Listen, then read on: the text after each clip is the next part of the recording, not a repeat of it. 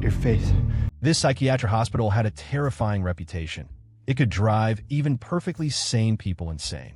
No matter how strong or clear-minded someone was, once they stayed there for 3 days, every single one eventually admitted they were crazy. And the truth hidden inside the hospital was something even its veteran staff likely knew nothing about. I'm seeing things. The story began 3 days earlier in the middle of the night. A caretaker's piercing scream shattered the silence of the ward. A psychiatric patient named Bromden had suddenly died, and the condition of his body was horrifying. The wounds covering him looked as though he had been torn apart by a wild beast. Hampton, the experienced ward administrator, had seen countless disturbing things in his career, yet even he turned pale at the sight before him. He knew that if the other patients discovered what had happened, panic would spread through the entire hospital. The body had to be removed immediately, but rigor mortis had already set in, and the corpse was too stiff to fit through the doorway. Desperate, the administrator made a horrifying decision. He forcibly snapped the corpse's limbs one by one. The sharp sound of breaking bones echoed through the hallway, while Hampton's face grew paler with every crack. What if he didn't do it to himself? Early the next morning, the administrator returned with a newly hired orderly to clean out the dead man's room. In order to save money, he simply flipped the blood-stained mattress over and continued using it. Unbeknownst to them, something hidden above the ceiling seemed to be silently watching every move they made. The story then shifted to the protagonist, Pepper. He was an upbeat and optimistic drummer who had recently moved in with his girlfriend. Although the little girl living there wasn't his biological daughter, Pepper treated her as if she were his own. Watching her practice drumming every day on old boxes and plastic buckets, he secretly made up his mind that one day he would buy her a real drum set. The very next day, Pepper landed a major room cleaning job. Calculating the payment he was about to receive, he finally gave in and bought the drum kit he had been eyeing for a long time. Excited, he immediately called his girlfriend to share the news. But instead of happiness, the voice on the other end exploded with shock and anger.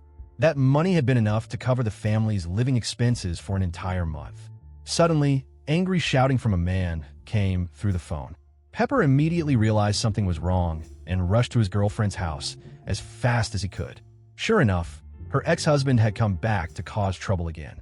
Rage exploded inside Pepper the moment he saw him, and he charged forward, throwing punches without hesitation.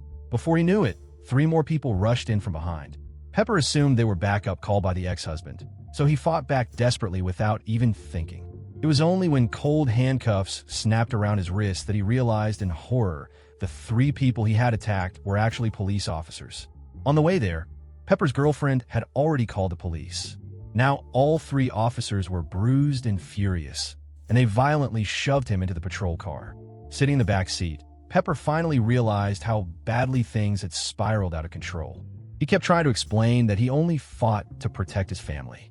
Besides, his girlfriend had called the police for help 9 different times before, yet nobody had ever bothered to respond. The moment the officers heard that, their expressions darkened. None of them wanted to be accused of neglecting their duties. The driver suddenly revealed a strange smile and said they were about to do Pepper a huge favor. Confused, Pepper soon noticed that the police car was not heading toward the station at all. Instead, it drove deep into a deserted area far outside the city. After being dragged out of the car, Pepper was brought before a decaying and sinister-looking building. Above the entrance hung a massive sign with several words written across it: New Hyde Psychiatric Hospital. Wanting to teach Pepper a lesson, the corrupt officers exploited a loophole in the system and had him committed directly into the psychiatric hospital. The moment the heavy iron doors slammed shut behind him, an overwhelming sense of dread suddenly washed over him for no reason at all. Escorted by the officers, Pepper was soon taken into a dimly lit office. Sitting directly across from him was the hospital director, accompanied by several emotionless administrators standing behind him. Pepper still held onto a sliver of hope and carefully explained the entire situation from beginning to end. He insisted that he only fought the police because he was trying to protect his family.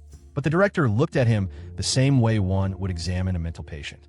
As the conversation continued, he subtly manipulated Pepper with carefully chosen words, repeatedly implying that Pepper suffered from violent tendencies and a dangerous savior complex. Outside the interrogation room, a patient named Dolly was mumbling strangely to the head nurse in the hallway. She mentioned that Bromden had died just last night, and now a new patient had already arrived today. The head nurse remained silent the entire time, until Dolly suddenly whispered one final sentence. New Hyde is hungry. Meanwhile, under the doctor's deliberate psychological manipulation, Pepper slowly began showing signs of anger and agitation. By the time he realized he had been trapped, it was already too late.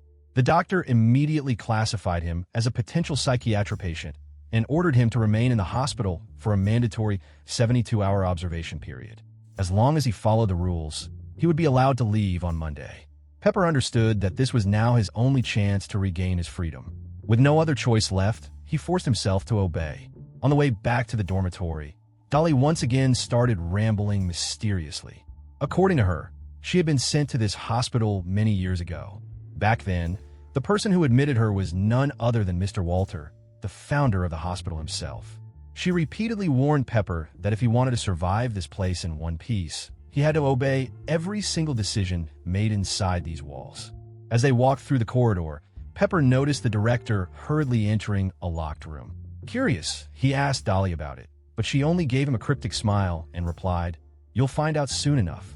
At that moment, the sound of crying suddenly echoed down the hallway. The new female caretaker had accidentally lost a room key while cleaning.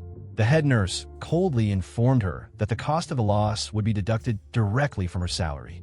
Right after that, she turned toward Pepper and handed him a small white pill. She explained that taking the medication was mandatory inside the hospital.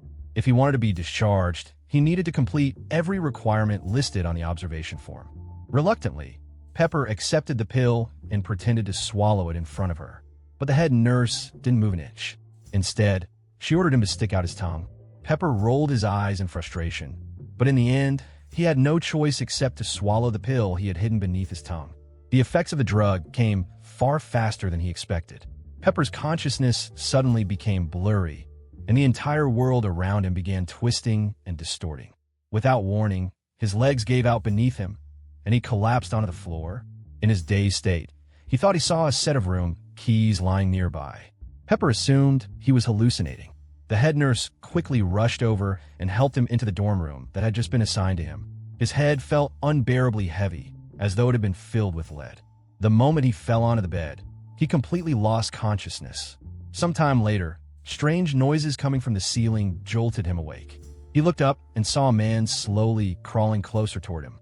It was Bromden, the patient who had died in this very room the night before. A horrifying wound stretched across his throat, making his voice sound raspy and broken as he spoke. Word summoned. Nobody knew how much time had passed before Pepper suddenly woke up again amid a burst of noise and chatter. Standing beside him was a young man who introduced himself as Pepper's roommate. Everyone in the hospital called him Coffee because he constantly repeated the same phrase over and over again. "Can I have 25 cents?" Which just happened to be the exact price of a cup of coffee. While Pepper desperately tried to think of a way to escape this nightmare of a place, the administrator suddenly pushed open the door and reminded the two of them that it was time to attend the reading session. Curious, Pepper followed him into the activity room, where several patients had already gathered. He quickly recognized the man leading the reading. He was one of the people who had participated in Pepper's so-called evaluation the previous night.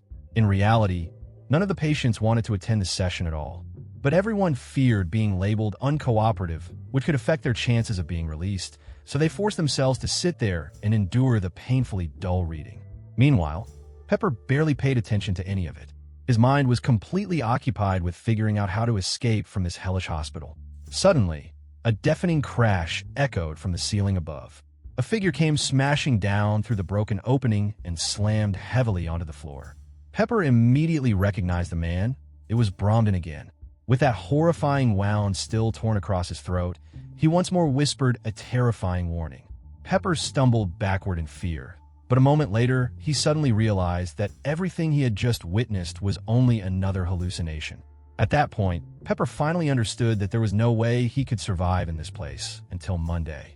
He needed to get out immediately, but the doctor leading the reading session calmly informed him that today was already Tuesday.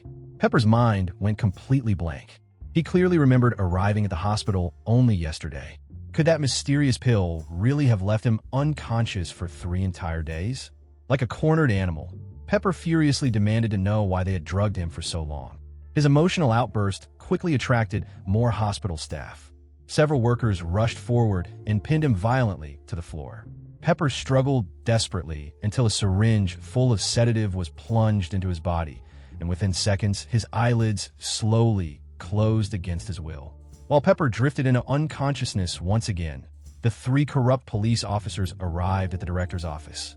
Originally, they had come to take Pepper out of the hospital, but the director calmly explained that Pepper's mental condition had become extremely unstable and that he had even attacked hospital staff. He strongly recommended extending Pepper's observation period from 3 days to 2 full weeks. The youngest officer, Philip, showed a hint of guilt on his face. They had only sent Pepper here to scare him and teach him a lesson. None of them had ever intended to trap him inside a psychiatric hospital for real. But another officer spoke with clear menace in his voice. He warned the director that keeping Pepper locked up for too long would eventually attract attention. Yet the director simply replied in a cold, confident tone, "Nobody ever comes looking for these people." After waking up, Pepper was finally given a chance to make a phone call. But his girlfriend's phone remained completely turned off. With no other option, he left a desperate voicemail, explaining the inhuman torment he had suffered during the past several days and begging her to come save him. But just before he could say the hospital's address, the call was abruptly cut off. His only chance to ask for help had vanished just like that. A crushing wave of despair instantly swallowed him whole. At that point, his roommate Coffee became the only person he could talk to.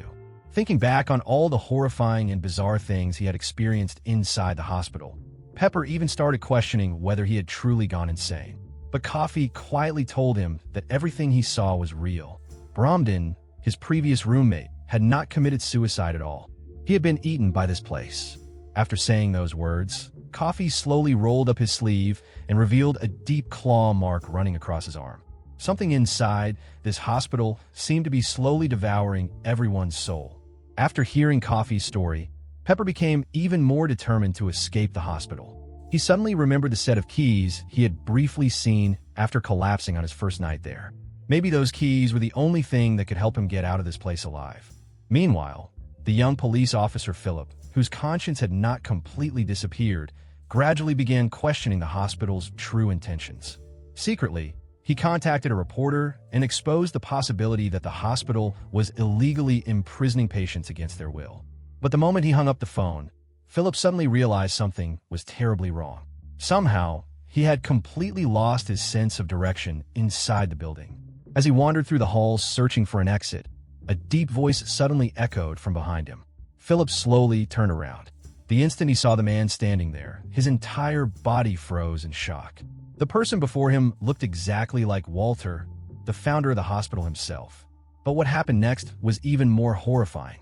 Walter's face suddenly began sagging downward like melting wax. Philip stared in complete disbelief as the man calmly reached up with both hands and slowly pushed his twisted facial features back into place. At that exact moment, Philip noticed that his own hands were no longer obeying him.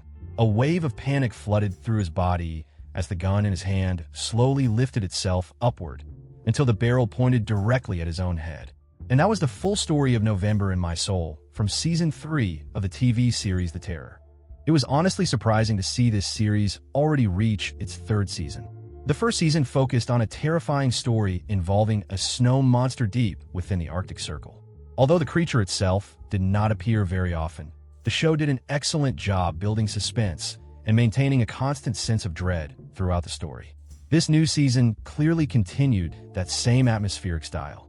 Hopefully, while maintaining the quality of the earlier seasons, it would also bring audiences a few fresh surprises along the way.